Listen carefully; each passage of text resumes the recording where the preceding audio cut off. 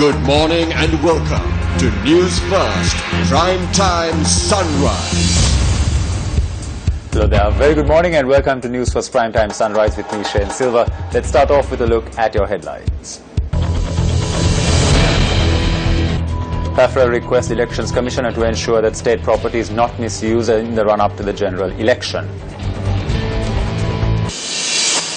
CAFE says it is the responsibility of the people to defeat corrupt politicians.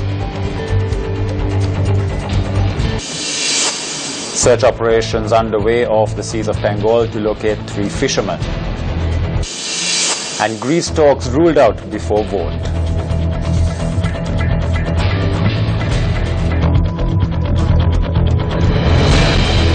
On to your stories in detail now. PAFRA says that it has requested the Elections Commissioner to take the necessary measures to prevent the misuse of state vehicles and property in the run-up to the upcoming elections. Executive Director of PAFRA, Rohan Hettiarachchi, said that a written request was made to the Elections Commissioner in this regard yesterday.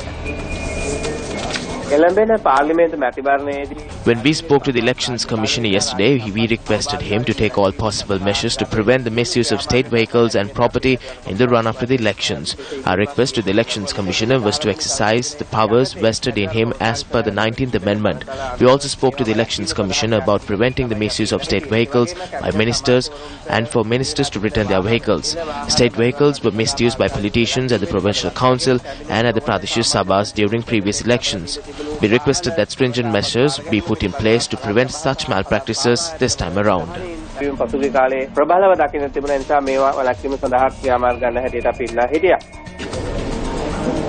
Meanwhile, CAFE has pointed out that the people are vested with the responsibility of exercising their franchise to prevent the corrupt from entering Parliament.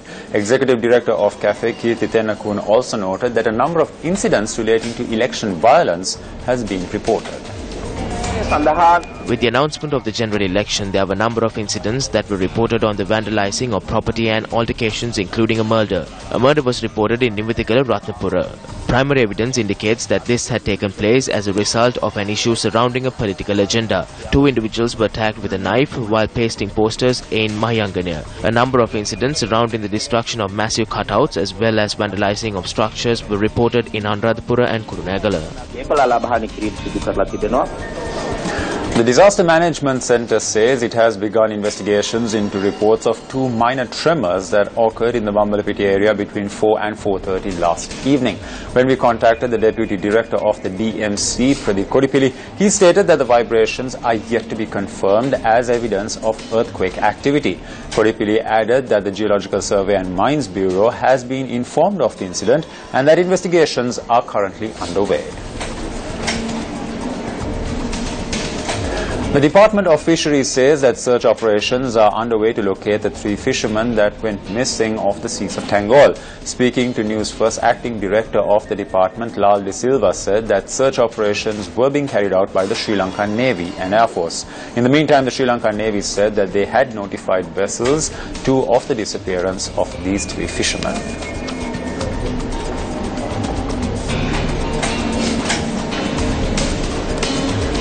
The Department of Fisheries also noted that 5 Sri Lankan fishermen are currently in the custody of Indian authorities. Assistant Director of the Fisheries Department, Lal De Silva, noted that the group of fishermen who set sail from Matara had been apprehended by the Indian Coast Guard. The group of fishermen are being detained in Chennai, Tamil Nadu. Meanwhile, a hunger strike was staged in Rameshwaram, India, requesting the release of Indian fishermen and their trawlers from Sri Lankan custody. The Department of Fisheries noted that 40 Indian fishermen and 31 trawlers are currently in the custody of the Sri Lankan police. The Indian fishermen have been arrested on charges of trespassing and fishing illegally in Sri Lankan waters. The relatives of the arrested who engaged in the hunger strike had requested the intervention of the Indian central government and the state government in securing the release of the fishermen.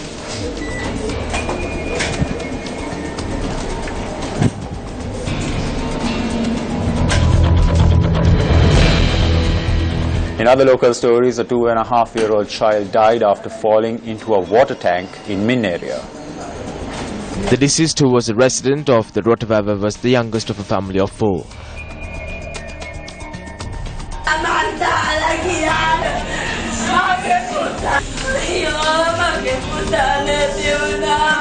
The incident had reportedly taken place last afternoon, and according to our correspondent, the mother of the child had been inside the house at the time of the incident. The body was discovered inside the tank when the child could not be found. I took my cycle and rushed immediately. If I bought the child 10 minutes earlier, we would have been able to save the child. When we were rushing, we were stopped at the railway crossing for a train to pass. We were delayed there too. It took us around 30 minutes to reach the hospital.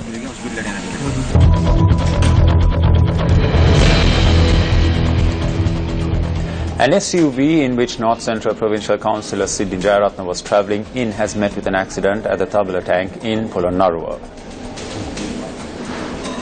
The accident took place when the provincial councillor was returning to his residence in Madhuragiri after attending a funeral in the Nikavav area.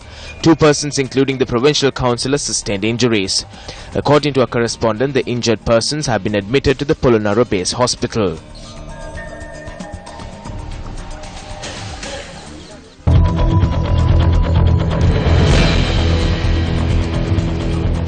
Another leg of the Gamai Pansalai Sirasa Radio Vai program got underway at the Moravaka Valiva Gangarama Viharaya. Financial assistance required for development activities was presented at the event.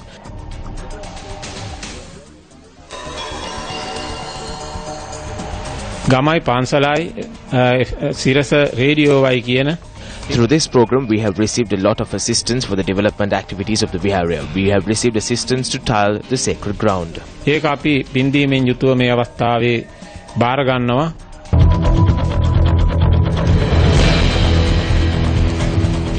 Speaking at a media briefing in Kandy, the National Foundation for the Protection of Domesticated Elephants says that there is a conspiracy behind the deaths of domesticated elephants and for them to go missing.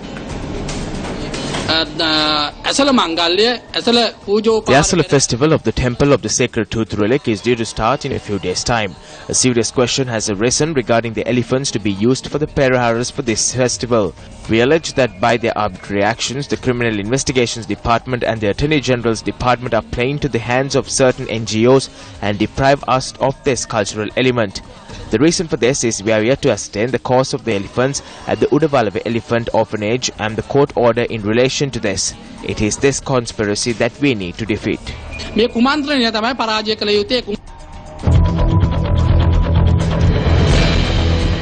Several hospitals around the island are facing difficulty due to a strike action launched by the State Drug Dispensers Union.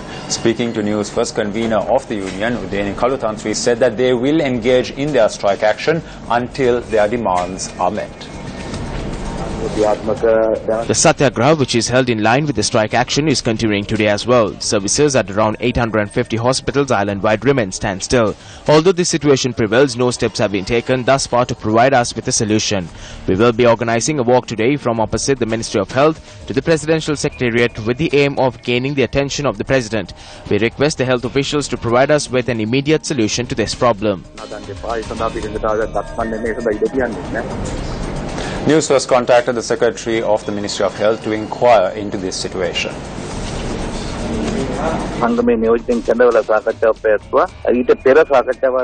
We have held several discussions and arrived at certain decisions. The Minister of Health and the Treasury have discussed matters pertaining to this issue in providing the necessary solutions to our problems. We were informed that with the consent of the Minister of Finance that further discussions will be held and that we will be informed of the date and time. Therefore, I have informed the necessary persons to carry out their duties in a calm manner until discussions are held. I would like to state that we will be taking all measures to fulfill their demands. And that's a look at this edition of Newsfirst Primetime Sunrise. It is a pleasure having you with us and hope you have a great day ahead. Hotline 0114-896-896. www.newsfirst.lk. Feedback at newsfirst.lk.